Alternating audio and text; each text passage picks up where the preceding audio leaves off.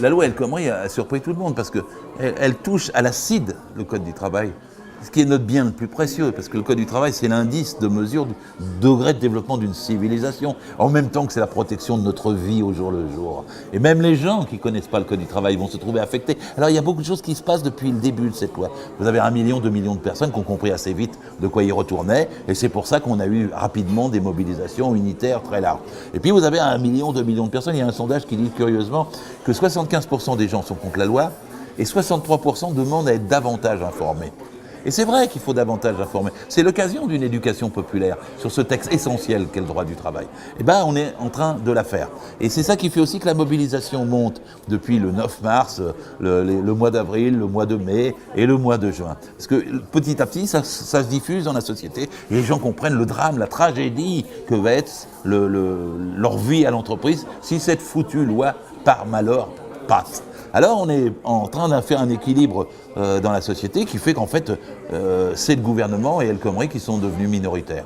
Il y a une majorité contre la loi au Parlement. Il y a une majorité contre la loi dans les partis politiques de gauche. Ça c'est sûr, y compris dans le Parti socialiste, qui n'a jamais voté cette loi, jamais discuté. Elle est même contre son programme. Et la dernière fois qu'il a discuté de droit du travail, même du temps de François Hollande, c'était pour dire qu'il ne fallait pas toucher au code, il fallait le protéger contre la droite. Vous avez une majorité dans les syndicats. Parce qu'il y a pas seulement la CGT, comme on dit toujours, il y a Force ouvrière, il y a Solidaire, vous avez la FSU, et vous avez maintenant la CGC, qui est le syndicat des cadres. C'est-à-dire que ça fait 5 syndicats sur 8 qui sont contre la loi El Khomri. La CGC l'a décidé dans son congrès. Et donc maintenant, vous avez une majorité écrasante de syndicats, sans parler de l'UNEF et des syndicats lycéens.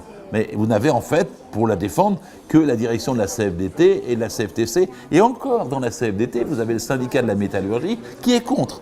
Et il y a beaucoup de débats internes à la CFDT contre. Et ensuite, dans l'UNSA, qui est un petit syndicat, vous avez 3 fédérations essentielles de la construction, de l'assurance, du bâtiment, qui sont contre. Et ça fait que le Conseil national de l'UNSA est contre et le Bureau national bloque pour l'instant parce qu'il y a un déséquilibre. Dans la CFDT, ils excluent ceux qui sont contre, mais dans l'UNSA, les statuts ne permettent pas l'exclusion parce qu'il y a une autonomie des syndicats. Mais en vérité, on a, c'est ça qui est important, 85% du mouvement syndical et des syndiqués qui sont contre. Il faut le dire aux gens parce que ça donne confiance. C'est nous la majorité contre la loi El Khomri. C'est nous qui pouvons et devons être entendus. Et Valls et le gouvernement, ils n'ont rien. Parce que finalement, il a fait un coup de force au Parlement avec le 49.3 puisqu'il ne passait pas.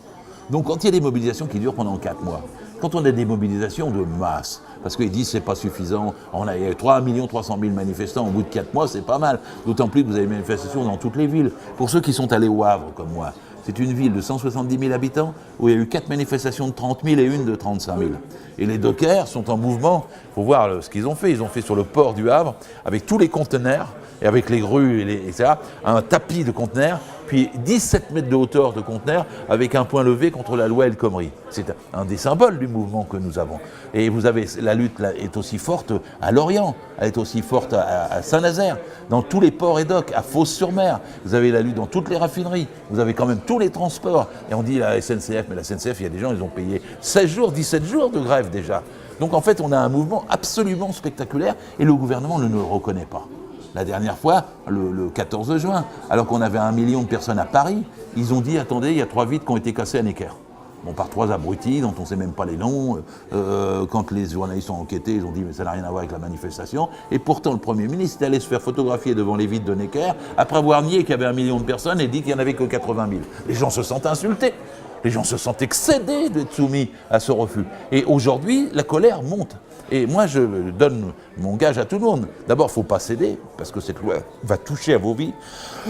Et ensuite, on peut continuer à manifester le 23 juin, le 28 juin, jusqu'à ce qu'on ait satisfaction. Car c'est nous, les salariés, qui sommes la majorité. Et cette loi, ce projet de loi scélérat, est totalement minoritaire.